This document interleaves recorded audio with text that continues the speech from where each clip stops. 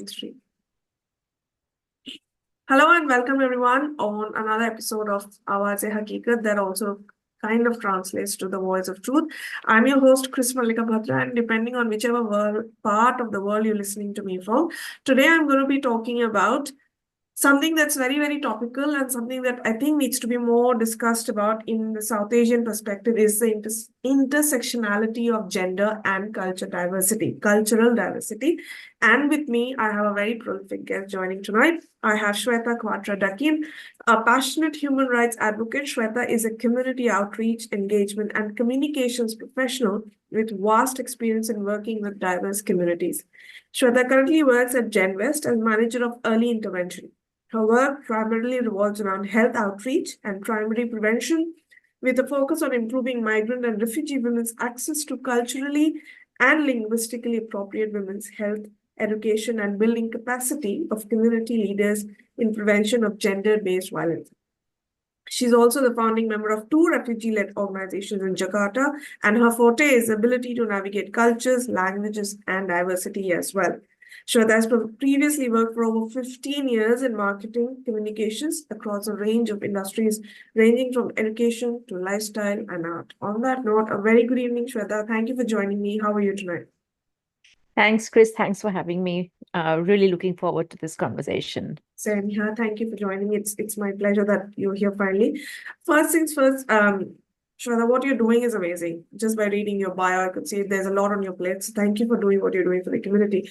So if I see you as an advocate for so much, and especially for multicultural and refugee women, what has helped you to become a more effective advocate? Or what advice do you have for someone like layman people like us who want to become an advocate? What advice do you want to give us? I would say two things. Look at your own lived experience as a strength and not a weakness. So lean in on your own trials and tribulations, whether it is as a migrant woman, whether it is whatever other lived experience you might, whether it was a trauma or being displaced, any lived experience that you bring to the table, lean in on it as a strength. And that will help you speak from the heart and really care. And when you speak from the heart, anything you say is no longer advocacy. It just becomes a part of your soul that you're laying out there. Absolutely, Shweta. Very rightly said. This is what happened. Used to happen last year when I told someone that I would like to speak about my mental health journey. The first thing that person told me, "Oh, Chris, you wouldn't want to be judged because people will there judge you." I said, "Let them judge me, but if I don't speak for my journey, how else am I going to connect?" So I can understand where you're coming from, and thank you for those words, Shweta. Moving on to the next one, Shweta, your bio mentions you work with multicultural and refugee migrant women, right? Yeah. How has that journey been? How do you experience things when you work with them, whether it's cultural diversity or gender? How does the dynamic play among them? That's a good question. How does the dynamic play? So, considering the fact that I'm myself a migrant woman, and I mean, so I already represent the intersectionality of being culturally diverse and female. I have also had a lot of experience working with forcefully displaced people in Australia and Jakarta. So again, I bring a lot of my lived experience to the table. And as you mentioned, Chris, when you're vulnerable yourself and you open yourself up to the people you're speaking with, the connection is so much easier because they look at you and say, oh, that person standing in front of me is somebody I can relate to.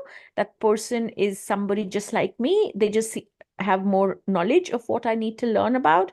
So for me, that experience has almost been like being at home. I feel so much more at home in settings where there's an intersectionality of gender and cultural diversity because that's also who I am. Mm.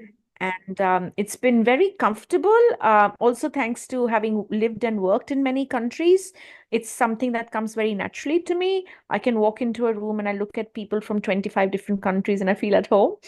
And I think that makes me feel much more at ease. Yeah. And when you're at ease, other people find it to be as at ease with you and share. So I've really enjoyed those settings. I've enjoyed interacting in those settings from people from all over the world, especially women. Women are such resilient beings. True. especially when you come from a migrant or refugee background, the resilience you carry with you is insane. And I get so inspired by every single woman I meet in every setting I walk into. That's true. I think resilience is something that we carry as a pride because we have to go through so much by ourselves, learn, empower. Yeah, that's a whole separate conversation altogether, Shweta. But Yeah. moving on from your experience to bringing about the change, right? So everything Yeah. that we're doing or everything we try to do as volunteers or change makers is to try and bring an awareness to the community and a change. With respect to that, how do we bring about a systemic or a holistic change to raise awareness about gender, let's say equality and equity? When you work with these women, right? What is the first thing that comes to your mind that, okay, I have to do this to so that in the next 10 years' time, there's a slight change and people are more aware on gender equity? You know what I call it, Chris? And this is something in our team we use now. We call it batti jalana. Right. So our job is to literally light the bulb, Right. right? हम बत्ती जलाते हैं. And it's very simple. Sometimes, you're just not aware because nobody has ever actually spoken to you about it. Like I work with some beautiful older Indian women, and when we walk in and we start talking to them about, health and conversations around, taboo topics, which in our community we don't really talk about. But because we are from the community, we speak to them in their own language and we are very culturally informed. And then slowly we build that trust. And once the trust is built, you start opening those doors of conversations which are normally uncomfortable. We'll talk about, for example, gender patriarchy, and they're like, oh yeah, patriarchy, right? And then slowly we'll unravel and say, but do you realize that what is gender equity versus gender equality? Yeah. And then just the concept of equity versus equality, and then they're like, acha, right. And then you'll go a little more, you peel it by layer, and then we'll talk about, okay, do you understand then, now that you've understood what is equity versus equality, do you understand that actually the whole world is patriarchal, not just our culture? Every culture is patriarchal. They'll be like, oh, अच्छा, and then एक और बत्ती जलती है, फिर एक और बत्ती जलती है, and by the end of it, and it takes a long time, it takes 1 year, 2 years sometimes, slowly that mindset starts shifting. And if you shift the mindset of one person, it's a dominoes effect. You shift the mindset of one person, that person will go home and start talking to their immediate family. Yeah. And then the ripple effect starts. And then when you're working in a community, you change the mindset of 10 women, you're changing the mindset of 10 households slowly. So it's a gradual effect, but batti jalti hai. Exactly. I'll give an example. We've been working with a group of around older Indian women, as I said, and we started talking to them about health first. And then we gave them the idea of what is equity versus equality, what is gender equity, how is the world a patriarchal society, and then we explained to them the drivers of violence, that how gendered based violence is really deep in our society. And unki batti jali ki acha, violence is not because of alcohol and gambling and stress. Yes, they contribute, but a lot of it is gendered based. Batti jal gayi. And then we were like, that you realize violence is a choice. Yeah. And they were like, what do you mean? It's like, not everybody chooses violence when they are going through stress. Violence is a choice. Yeah. And then we're like, acha, ek aur batti jali. So literally, it's a gradual process of slowly unpeeling those layers of knowledge and connecting it to their own lived experience in a safe manner. Right. And batti jal jati hai. ये जो आपने समझाया है Shweta, this बत्ती जलाना concept is so cool because to layman like us or anybody who might be listening to us, it's just something that clicks with you, and it's not rocket science to understand. So thank you for that. But on that note, I'll take you to something else. Is you've spoken about the difference between equity and equality. I think still to this date, a lot of migrant women, or even a lot of people from our communities, they don't quite understand. There's a fine line between the two. I would really request you to kindly elaborate on the difference. Thank you. I'm telling you, मेरी बत्ती जली थी 3 साल पहले. जी. When I joined my organization, GenWest, which is a feminist organization, and we work towards gender equity. And I come from a marketing background, film, television, Bollywood arts. And I was like, what What are we talking about here? What Yeah. the hell is gender equity? Tab meri batti jali. There was this beautiful picture. I wish I could show you that photograph about, equality is when everybody is given an equal chance, right? Yeah. So whether you are from the dominant culture, which in Australia is an Anglican culture, an Anglo culture is the dominant culture, whether you're from a dominant culture, whether you have a disability, whether you have, whether you're from a migrant background, everybody has the same access. कि Right. ठीक है सबको you can apply for a job. That's equality. Equity is when you recognize that not everybody comes from the same situation. Equity is that some people have have had more opportunities than others. Some people face more barriers. अब जैसे आप imagine करो कि 3 बच्चे हैं, जी. तीनों को एक फेंस के ऊपर कुछ देखना है. This is the pictorial depiction. And तीनों को हमने सेम लेवल का डब्बा दे दिया खड़े होने के लिए, पर एक बच्चा लंबा है, एक बच्चा छोटा है, तो छोटे बच्चे को तो कुछ नजर नहीं आएगा. दैट्स इक्वालिटी कि सबको हमने डब्बे तो सेम दिए हैं ना. Equity is you realize the barriers people face, and then you remove barriers. You take away the barriers that they face. So for example, for migrant women, you take away the barrier of language. You allow them to apply for a job in their own language, for example. So when you take away barriers, then the society is equitable. Absolutely. Equality is sabko paise de diye. Equity is, do we remove the barriers for people to get that opportunity? Thank you, Shweta. Very crystal clear definition. एक और बत्ती बड़ी अच्छी से जल गई है. So thank you. We spoke about barriers, and I think one of the major barriers migrant women of color face is language. So you work with women from that sphere, right? Migrant and refugee women. How do you come across that language barrier? How do you remove that barrier for them, essentially? So when we start, our main focus is health education. So what we do is we go out in communities and deliver them health education. And you'll be surprised, Chris, I was shocked. Like, we would go to women who've been around, let's say, for 20 years in Australia, but they still don't know the Australian healthcare system. They still don't know 000. They still don't know how to access help because of all these language and systemic barriers. So we work in a peer-based model. So the health educators in my team speak the language. So when we go and speak to women, we ensure that the women who are offering the information also speak that language or are from their culture. So it's called a peer-based model. And in places, a lot of times what I've noticed is even if we don't specifically speak the language, because we have similar experiences of migration and we look like each other because we are brown, we're able to connect with so many women from across the Southeast diaspora, whether it is Indian, Pakistani, Afghanistani, Sri Lankan, Bangladeshi. We look like each other. We understand our journeys. So many times we might do a session in very simple, easy English, but we'll use cultural safety. We'll use cultural examples. We create that safe space for women. And we also make sure we bring in interpreters, or we also make sure we give them information in their own language to take home. Amazing. So we take away all the barriers of feeling culturally unsafe and not having information in their language. And that creates magic. Of course. The kind of things the women then share because they see somebody who looks like them and speaks like them is just magical. Absolutely. And I think also by connecting with their language, you're creating a safe space. You're giving them that safety that I can be myself and I can share my things. So totally. Absolutely. Speaking of the next thing, Shweta, I am sure you must have seen that a lot of migrant women of color face a lot of stereotypes when it comes to outer atmosphere, right? Workplace, households.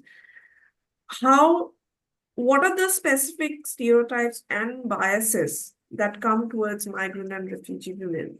And what different efforts can our workplaces take to get rid of these biases so that, as you mentioned, it's an equitable future for all of us? It's such a big question, isn't it, Chris? And I wish, there was a simple answer to that one.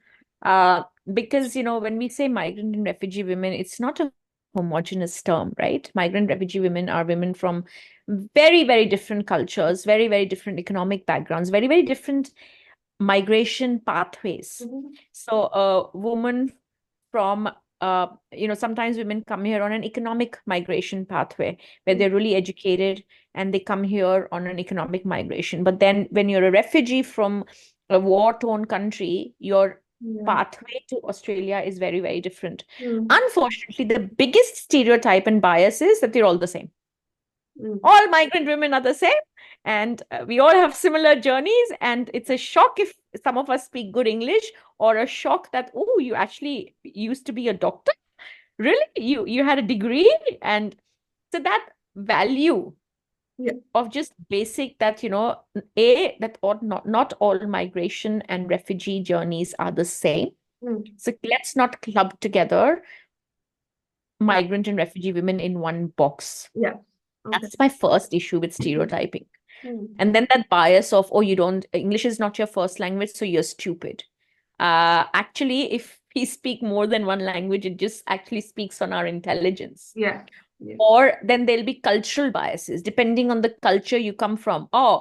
And I'm just ad-libbing here, but I've seen a lot of it in my work. If you're from a particular culture, you're more aggressive, or if you're from a particular culture, you're more submissive. So cultural bias Yes. is also something you see a lot. And it's not just in organizations, it's across in society, because we are in a dominant culture, which is an Anglo culture. Mm. So everybody gets clubbed in the same, oh, you're a migrant woman.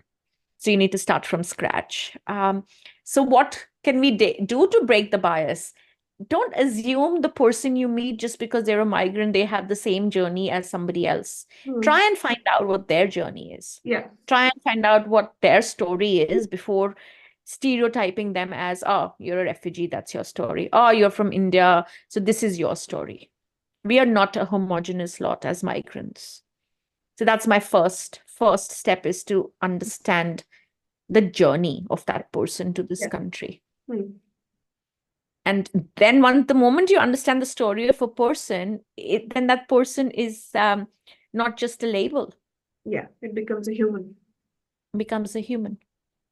Beautiful. And that's where the journey begins then. Yeah, absolutely, Shweta. And very rightly said and very rightly put, we do face a lot of struggles only if people would listen.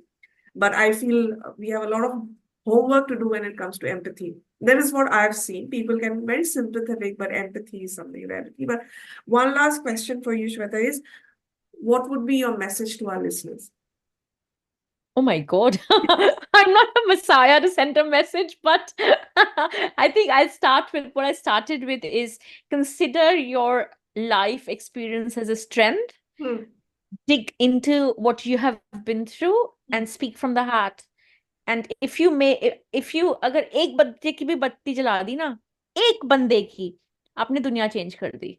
You've heard the concept of the butterfly effect, where even the fluttering of one butterfly has a ripple effect on the universe. And I truly believe in that. All my life, if you can make a difference in one life, you have changed the course of the future of the universe. Awesome. That's awesome, Shweta.